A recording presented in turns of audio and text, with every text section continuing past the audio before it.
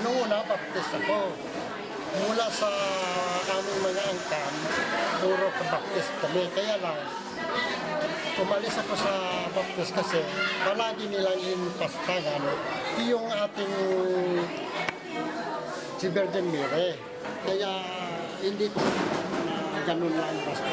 Si Mama Mary, isang babae na pinili na para makita ng mga tao na hindi lahat na babae masama.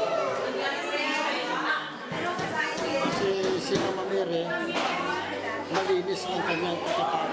Ngayon nandito na ako sa Divine Mercy, dito ko nakita ang katotohanan. Ginawa na kasangkapan din ako ng Diyos na mapunta dito sa Katoliko para makatulong na tulong sa mga katawan para magbalik sa Diyos. Dito ko na patunayan na ito na ang daan papunta sa ating Panginoon. Sa military ako, hinihimo ako ang taga-manugpatay sa mga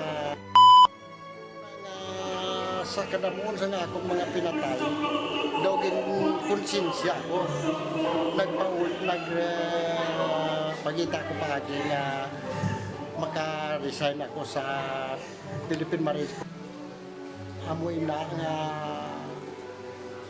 nagbalik ako kag hinusulan ko ang akong mga sala. Kag na ginapan ko na ang akong kabuhi sa Diyos. Kag mga ginikanan baptist. Ang tatay ko, siya pa nagapangsweldo sa mga pastor. Kay amo na ang iyang pangako.